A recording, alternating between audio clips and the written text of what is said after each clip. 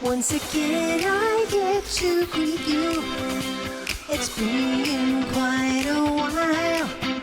What a ride we Thank you for joining us and being the last speaker of the day. Very brave of you. Thank you, thank you. I think it seems to be a curse because in Bali last week, I was the last speaker on the last panel on the last conference. I wonder why. Yeah. And telling us you went to Bali. I mean, this guy has the best job in the world, actually. But let's get to know you first, okay, in the audience. So you spent 8 years at eBay, and then you set up an investment company called Cosmic Cafe with your wife, Devin, 6 years ago. And then you ran it out of Fukuoka. And then you joined Airbnb in Singapore just last September, right? September. So why the move to Airbnb? I think COVID does a lot of strange things to people. The earlier panelists were talking about soul searching. So I did quite a bit of soul searching for that 2 years that we were stuck in Singapore. Running my own investment company was fun. Since the founding of the investment company, we made 14 startup investments. But the biggest joy I got out of it was being able to spend time with the founders, hanging out with other investors, hanging out with other entrepreneurs. COVID stopped all of that. And it came to a point where I was looking for something more interesting, something more stimulating for the mind. And the Airbnb opportunity came about. There are very few companies at this stage of its growth cycle, which is still run by the 3 original co-founders, Right. which is still very much values-driven and very much a very community-focused type of business. Right. So I thought it was a great opportunity. Why not jump in it? Right. So you invested in 14 startups, and one of the startups was actually a travel one, Yes. right? And what happened to that then during the pandemic? Well, COVID happened. So the startup is called Anywhere.co. I think you know Yeah, I the remember her, founders, yeah. Celia and Felix. But kudos to the two of them. They pivoted. Now they're thriving. They still have quite a bit of cash in the bank from the first investment that we put in together with other investors. They've now pivoted to a business which is more focused on rewarding employees. You can give appreciation to one another. I like that, rewarding employees. And actually, this morning, I think we had Fritz talking about, maybe there's an opportunity for the startup community in travel to start thinking about, opportunities where we can address staff benefits and staff welfare, right? Because that seems to be the thing that we need to do to rejuvenate travel, is to address the staff issue. So let's talk about staff, okay? And the most interesting part is, Stephen just spent 2.5 months in Japan to kind of test drive Japan as a digital nomad destination, which I think is just an excuse to travel and, pretend to work, But anyway, he covered Tokyo, Osaka, Kyoto, Kanazawa, Nagano, Fukuoka, and Hirado, Nagasaki. And what were your learnings? Is Japan made for digital nomads from everywhere? There are a lot of questions in there. Let me just unpack some, one of them one at a time. Sure. So just for context, in the middle of this year, the company Airbnb actually has announced that we will be permanently remote. And our employees can work anywhere in the world for up to 90 days per year if they have a right to work there. So I took that opportunity to try enjoy the benefit on one hand, and the other side of it is really to test drive this thesis that we have. Because we believe that people should be able to live and work anywhere. Now, if we were to do that, what are the things that we need to look out for? So that 2.5 months, I went through 11 Airbnb listings across 7 cities. And from there, I actually learned quite a bit of things. Like if you were to actually live and work anywhere, you need a dedicated workspace. You can't work off a dining table or a couch like this. It's very uncomfortable. You need reliable Wi-Fi. And most importantly, you need the plugs to be near you and to have some plugs. I think we talked about this. Yeah. You go into a room and you can't find where the hell is the wall socket. That is a problem. So some of the properties designed for tourists need to be reconfigured if we were to seriously do living and working anywhere. Right, so clearly your job is also now, because of this, this work from anywhere, 90 days a year, is also to find destinations that Airbnb employees can work from, but also your customers, right, as they follow the digital nomad. So what else do you think a destination like Japan then has to do to make itself, other than adjusting what else needs to be done for a destination to become digital nomad friendly?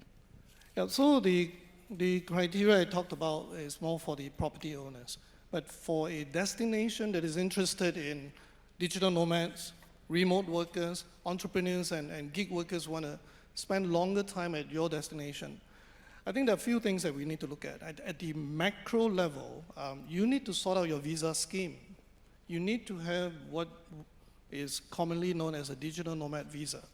In Europe, you have Malta, Estonia doing that. In Asia, we have Thailand that has announced it. I think Malaysia has also just announced it.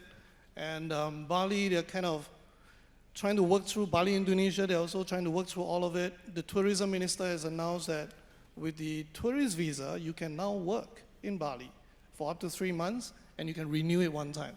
So the visa scheme is the first important thing that destination need to sort out.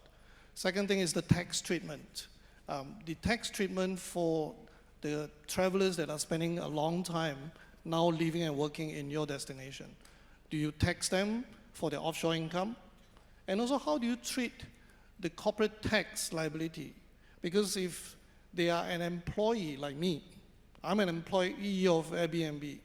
If I were to spend 9 months in Bali, for example, do I create a permanent establishment for Airbnb in Indonesia? Now, how do you treat that? So those are the questions that we are spending a lot of time trying to figure out with these destinations. Right, and are the governments pretty open to thinking about tax structures and corporate structures with corporations like yourself? Are they very open right now, post-pandemic? So that's a great question. That was what we were doing in Bali the whole of last week. There were two meetings back to back. The first one was the G20 Tourism Ministers meeting, and then after that followed by the UNWTO World Tourism Day Summit. For both conferences, there were a lot of tourism ministers, a lot of DMOs that turned out to basically, the hashtag that they used was rethinking tourism. And some of the theme that came up of the two conferences were sustainability, travelers who want to live and work anywhere, and I think also the third one that came up quite a bit was distribution of the tourist traffic. So those were the kind of questions that are being addressed. My take is that I think a lot of government are trying to rebuild their economy, rebuild their tourism, and they are just looking for any new solutions that can help them. Right. Do you think, though, that they totally understand what it is they need to do, or do you think once the doors are open and travel just comes back and it's going to come back to business as usual? I think the demand is there. It will be a spike of the tourists coming back. But what is forcing a lot of the tourism ministers and DMOs to rethink tourism is because of the supply side of the problem. And it is a problem in the sense that they are all suffering from the difficulty of getting staff to come back. 2 years is a long time. If I'm an airline crew and I quit flying for 2 years, I could have just left the entire aviation industry. I could have stopped flying. I could have gotten married, have a family. I would not want to come back as readily. I think one of the industry association representatives shared with us like 1 in 10 jobs worldwide are still not filled. And I was talking to an aviation industry person, and he was saying his company is flying at only 40% capacity at this moment. Right. Not because they don't have the demand. But not enough people, not enough crew right? to man the planes. So you say Indonesia, Bali, Thailand, Malaysia have digital nomad visas. Japan doesn't have yet.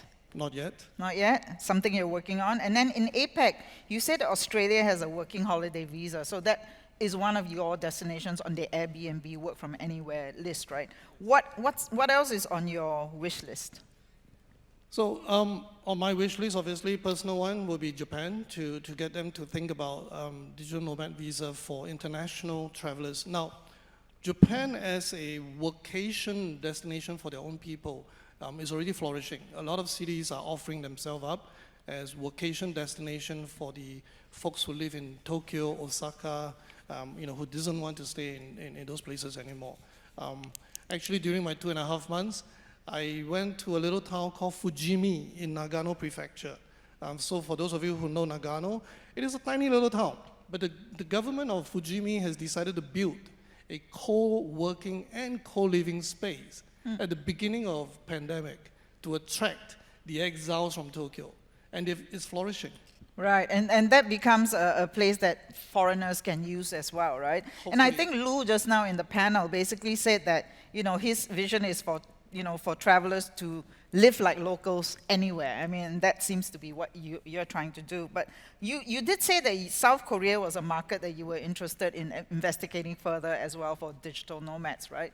So let's talk about how good is this market? Like, should destinations revamp or think about infrastructure and really rethink their whole tax policies and all that to go after this digital nomad market? Like, how big is it, or is it going to be sustained? Because the pandemic maybe is just because of the pandemic, and then it might just taper off.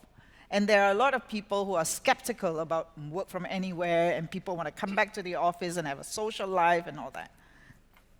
I think I still come back to the point that 2.5 years is a long time for habits to form. And a lot of employers are having a lot of challenges trying to convince their employees to come back. So when my company, when Airbnb announced that we're going to have permanent work from anywhere, our careers page was viewed 1 million times overnight.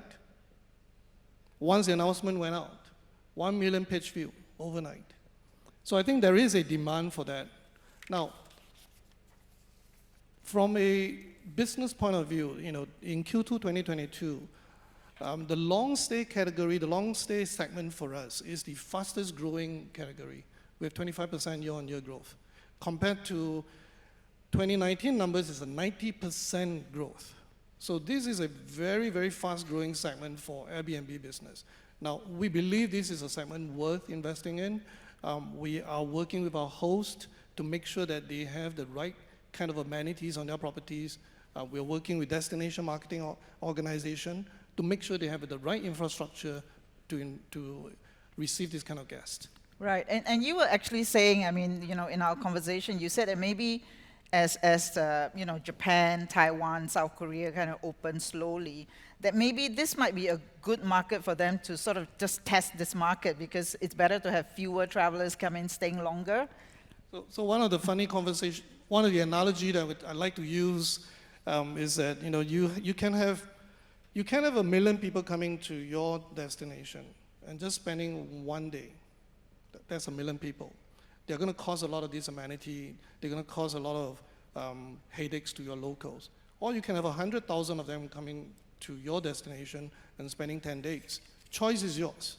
So for those countries or those markets that are only now opening, our recommendation is you could use this particular segment as a controlled experiment to see how the tourists coming in or the travelers coming in will then interact with your local community. Okay, maybe we should ask the audience here, like, how many of you want to work from anywhere? Just put up your hand. Who wants to work from anywhere? Wow, majority. All right. So therefore... Thank you for the vote of confidence. All right. So if you could work from anywhere, where would it be? It's got to be Japan. Japan. Yeah. And therefore, I think I asked you, like, what was the best place in the 11 Airbnb listings that you stayed? What was the best place you stayed in during your time in Japan? And we have a photo of that. And we should all go there. Look at that. I mean, come on. Is that called work? Okay, to be honest, I did not know my wife took that photograph. So this is in Kurume, on Kyushu Island itself. It's about 20 minutes by train from Fukuoka. It's a 50-year-old house that the Airbnb host inherited from his parents. But the amazing thing about this house is that even though it was a very, very old house, by Japanese standard. He wired up the whole house with very high-speed internet. I was literally watching the video when I think she took the photograph. Okay, so Airbnb, 7,000 employees have been given 90 days to work from anywhere. So what's the most in-demand place by your employees for work from anywhere? What's the most in-demand place? I think at this moment is actually Bali, because it's the latest one that we just announced that is approved for our employees to go to. And I actually had a conversation with my tax colleague this morning, and he confirmed that it was the highest number of application. Is that right? Okay. Well, thank you very much. Please join me in thanking Thank you, Stephen everyone. for that. Thank you. Let's go work from anywhere. Thank you.